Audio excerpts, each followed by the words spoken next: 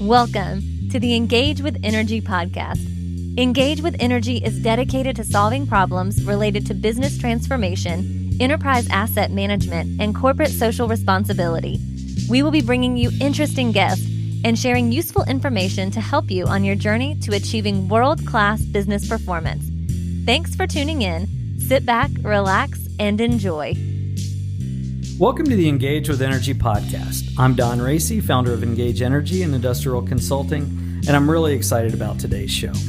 This episode is devoted to change management. Regardless of what type of project or initiative you're trying to get accomplished, change management is a critical component in ensuring the success of your endeavor. I'd like to welcome Judy Johnson. Judy is the Vice President and Director of Organizational Effectiveness for Aspirant. Aspirant is a Pittsburgh-based management and technology consulting firm. The Aspirant team and we at Engage have forged a great friendship, so let's get into the discussion. Judy, welcome to the Engage with Energy podcast. It's good to see you. We appreciate you giving us the time today.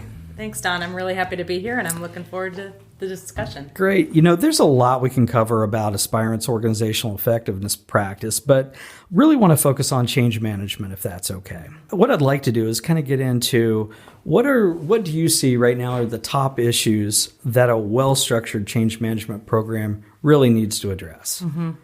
Yeah, that's a great question. I think there's a lot of change management programs out there, and there's kind of the basic elements that every change program has to have. That's just kind of steak and potatoes. So communications, town halls, leadership engagement, training, toolkits, and job aids to support, and then of course metrics to track how you're doing and progress tracking over time.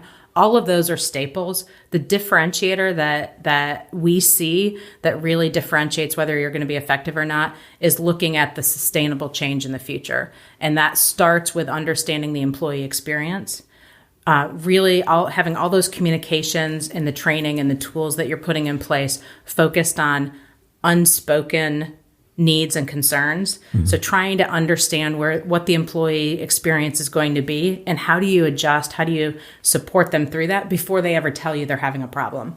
That's the key. And then setting up those processes and systems, HR systems, management systems, in order to make sure that there's as smooth of transition as possible, and reducing that hump and supporting them down the road.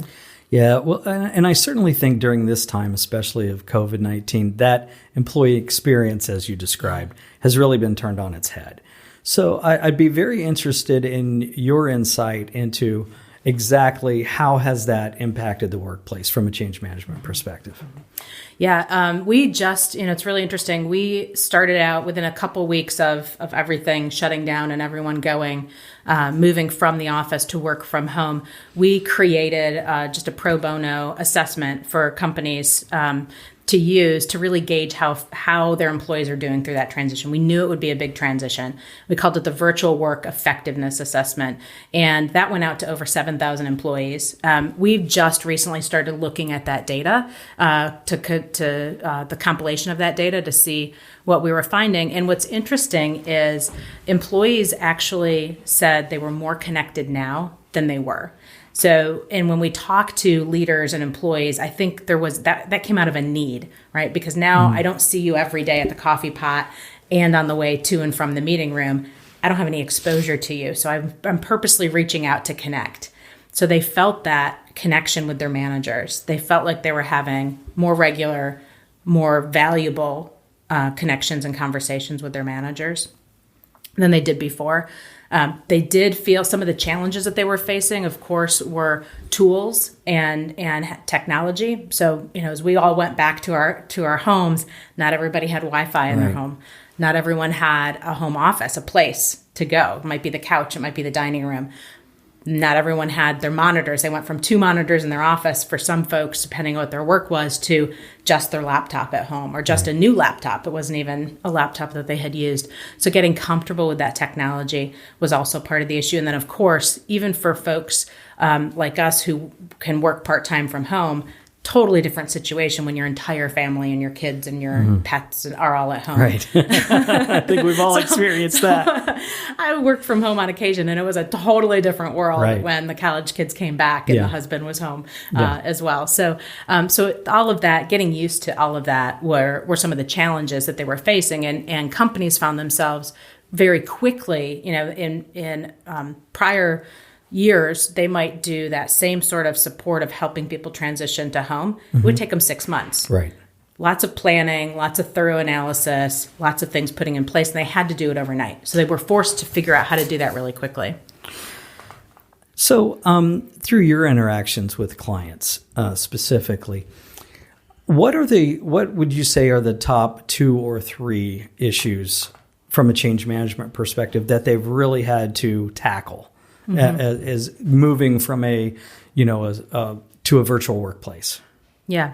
So I think the top one is the technology and the collaboration tools. So even with companies, some companies really did not embrace collaboration tools, whether it's Zoom or Microsoft Teams or whatever those tools were until this moment. Others had those, but weren't using them effectively because they were just augmenting that day-to-day interaction. So the companies struggled to make that happen. I think the other area where companies struggled was in making sure that they were really understanding, again, the employee experience and the nuance of the different employees. So one of the things that we found, interestingly enough, is that from a challenge perspective, employees said, hey, I'm struggling because I have less interaction, less social interaction. I want more of that.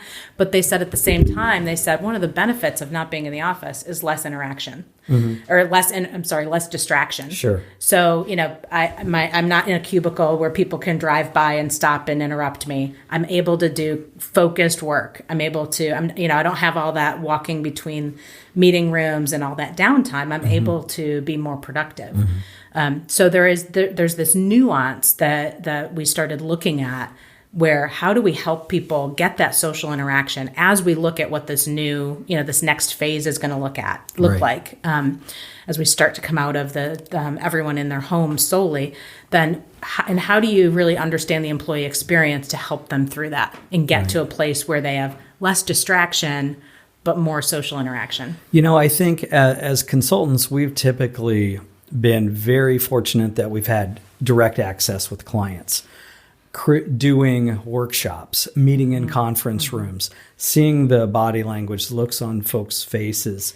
And you brought up a very good point about the collaboration tools. Now our reality has shifted.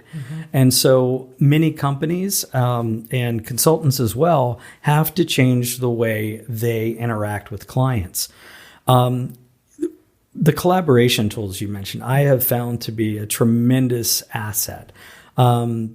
We've always, again, like you mentioned, we've always used them sparingly in the past, but now we find ourselves really relying on them, whether it's sharing documents, whether it's sharing presentations, or just facilitating conversations across 10, 12 people that are in different places. And so I would be interested in your insight, and especially from your studies insight. So how do you see that fundamentally shifting how we work as a team? It's a good question. I think we're going to see much more reliance on collaboration tools, even as people start to go back to work.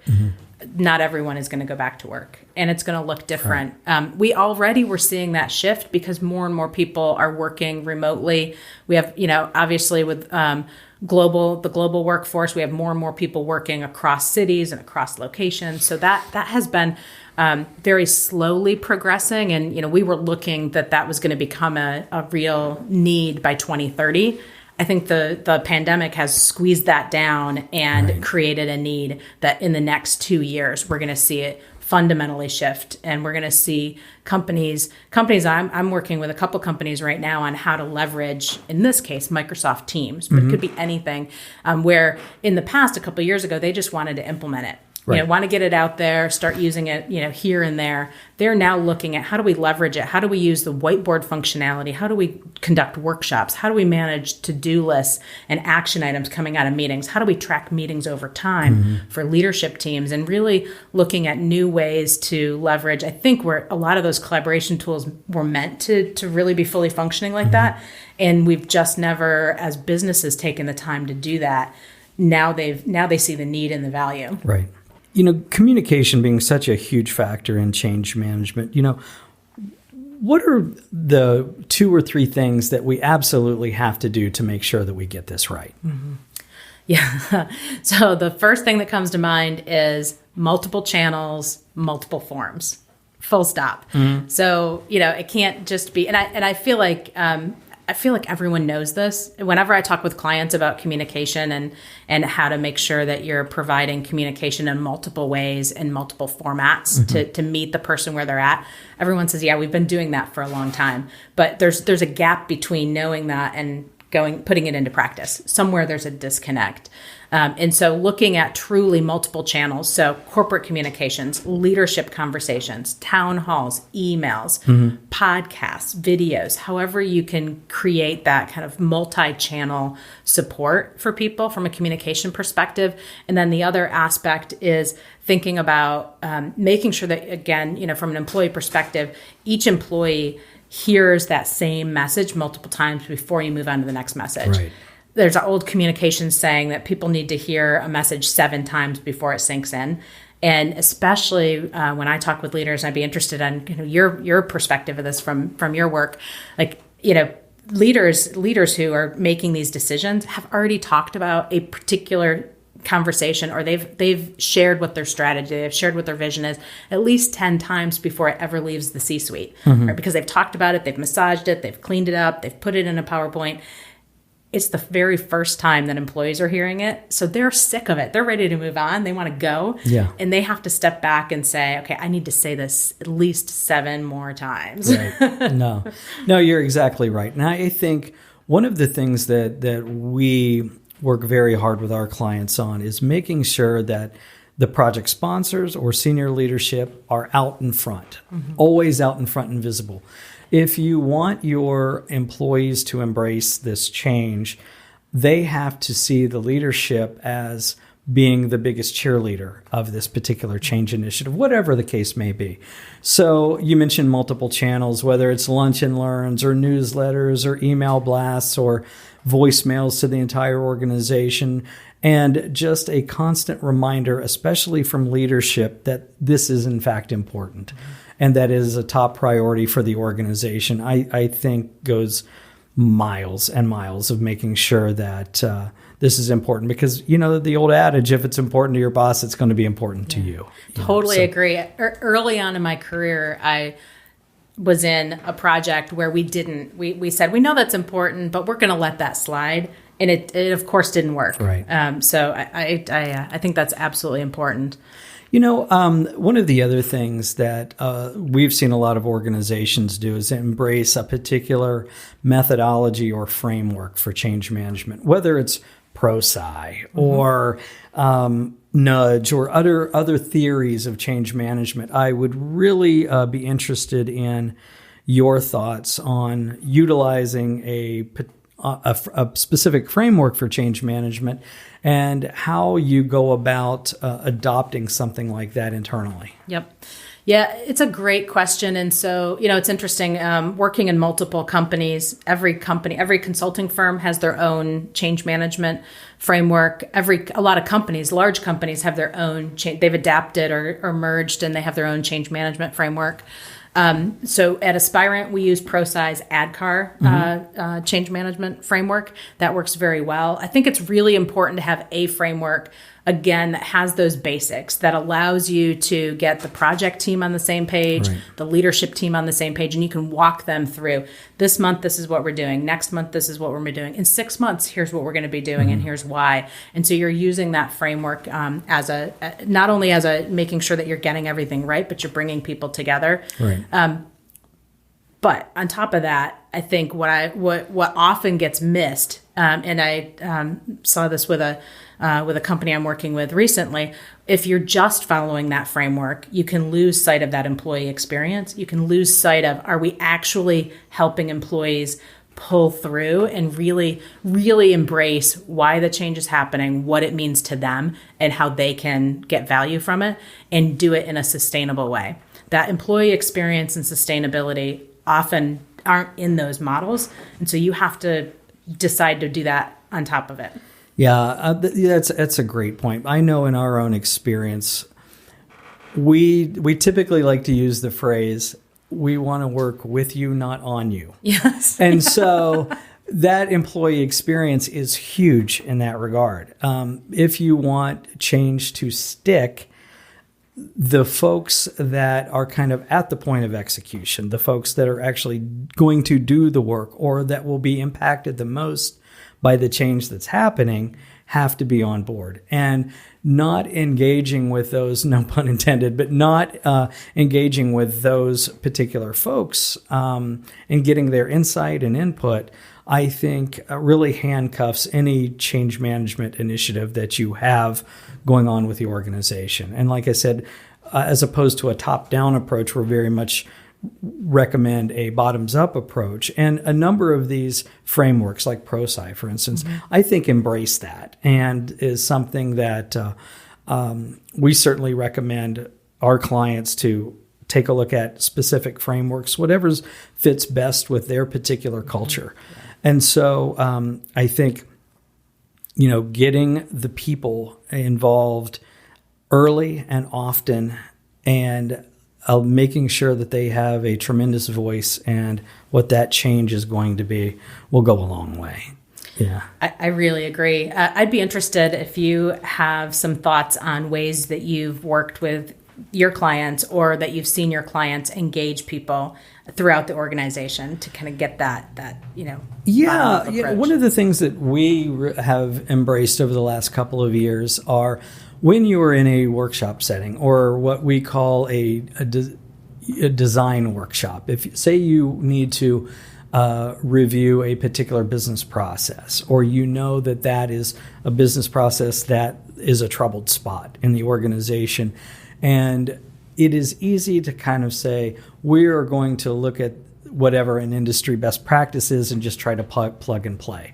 It rarely works. What we like to do is we've kind of embraced the methodology of human-centered design or design thinking in our approach. And that is as you know, it is a way of getting the folks who are going to be impacted most by this change in process involved in the solution of what that new process looks like. That has been a tremendous game changer for us because as a consultant, as you know, you walk into an organization and I think the risk is walking in and saying, you already know what they need. You have a playbook for this. And if you're a client leader, that may sound very attractive to you because you think, I can do this in a shorter amount of time. We'll just use whatever that best practice is.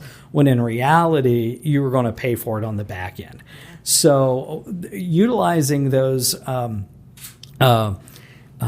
methodologies from a human-centered design or design thinking perspective has really helped us, especially just on the engagement and ownership from the people who are going to be impacted most. I think that's so important, the point that you made, and I've seen that so often. So if there's probably one piece of advice for leaders that I could give around change is exactly stepping into what you were saying. You can't just lift best practices. Yes, definitely look outside of your organization, understand what the best practices are there, but then figure out your people are the experts at how that actually should be applied in your company. And we always work in a partnership approach. And I always find clients who say, well, tell me the best practices. What's so-and-so doing? What are other people doing? What are our competitors doing? How do we bring that in? Yeah. And my answer is always, well, okay, let's talk about what they're doing, but then what does that look like for you? And it has to look different. Your culture is different. Your people are different. How you approach work is different. Yeah, absolutely. Now, you mentioned for a leadership, but one of the things I'd like to ask you is, what advice would you give maybe a new project manager or somebody who is taking on a new role that has to address change management kind of head on for the first time in their career? If you could put yourself in their shoes, what are some of those lessons learned that you would share with them? Yeah. A couple things that first come to mind is really understanding and getting clarity for you and your team on the difference between change management and helping people adapt to the change and change management, and management of change from a purely technical, as the scope changes, we have to have a change management log and things have to change. It's a simple concept, but that's one of the things that I talk a lot with new project managers is just getting that clarity, and not just for them, but across the project team on what that difference is. The other thing is find somebody on the team, and you can play a big role, but you probably want someone else to be that person who's paying attention to change management. What's the people experience? Do we really know what people are going through? Do we really know what it's going to look like in the future for people and the users of this change? And make sure that becomes part of the conversation as equal amounts as, did we have these 10 deliverables? Where are we? Red, yellow, green? Why are we behind? How do we move forward? Right. How about you? You've done this a lot. What would you say? For me, the one piece of advice I always like to give young, or not always young, but let's just say new project managers or folks that have to take on an initiative for the first time, and for me, it is to have a cadence to your interactions. And most of the time that means a status update of some sort. And whether it's weekly, monthly, whatever, it is to have that update happen in regular intervals, and you have a defined agenda. And the agenda drives your discussion. Just by taking the time to create that agenda, you don't leave things to chance. So if you know that we need to communicate a particular way for a change management issue, say it's using a newsletter, say it's an email blast, say it's needing to get your senior leadership in a room with other folks to discuss this, make sure it's on the agenda. Don't leave anything to chance. Document, and always have a record of what you've done and what you need to do to get you to the next step. I've seen too many younger folks wing it and not go through the diligence and the discipline of having an agenda for almost every interaction that they have. We believe it shows a great deal of professionalism first and foremost, but more importantly, it just helps you focus all of the tasks that you have to do and get accomplished. Because you don't want to be managing by Post-it notes and that kind of thing. That's a great point. I love your comment on every interaction that you have. We have a tool that we created for a client a while ago, which is a 5-minute check-in, which is for project managers, exactly that. It's 3 questions, 5 minutes. Some might say, is that overkill? Well, not after you do it twice, it becomes rote, but just as you said, it creates that agenda. Right. Yeah, really important. Yeah. And so I think the last thing, Judy, that I'd really like to add is from a change management perspective, I'm going to ask you to kind of put your crystal ball on. and so what do you see given the world that we're in, the change that we've all had to make in the way we interact with our coworkers and with our clients and with our customers, I'm of the thought that this is going to be a long-term structural change in the way we conduct business.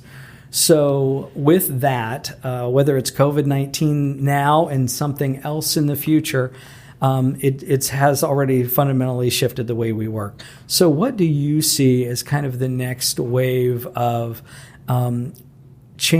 issues in change management that we should really start looking at now? It's a really great question. We did some research a few years ago on organizational effectiveness for 2030 and laid out, based on looking at all of the trends from workplaces to strategy firms to HR organizations. What are they seeing coming? And a lot of what we're seeing now as far as remote work, managers needing to work very differently than they have in the past, and be more focused on that manager role. Changes in technology, changes in workplace structure, so more collaborative space. We're not quite there yet. I think we're going to very quickly see offices shift to even more collaborative space and solely collaborative space.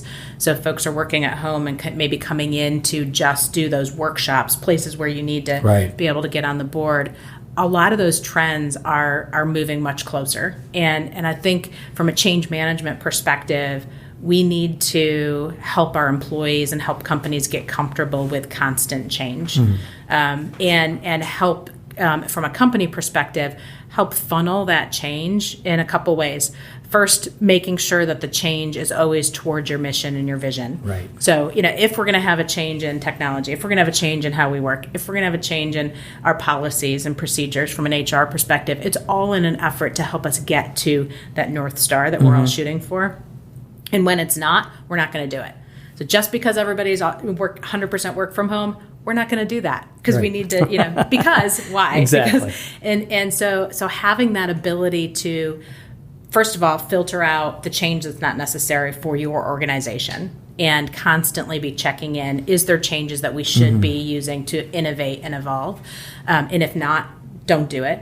And then the second piece is, on top of that, helping your organization get comfortable with agility and change agility, innovation, however you want to say it, that kind of constant seeking of continuous improvement and knowing that there's going to be some amount of change.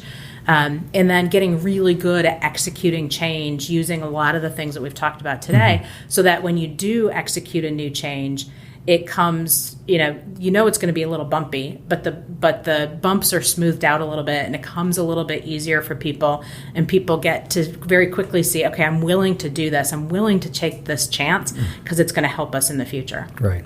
Bottom line, the one constant is change. That's right? That's right. Yeah, you said it much faster than I did. And so, Judy, with that, we'll leave it here. I want to thank you for your time. It's been a great discussion, and wish you all the success in the future. And I look forward to working with you again, obviously. Yeah, absolutely. And thanks for your time today. It's been great. Thanks, Don. This has been a blast. Take care. All right.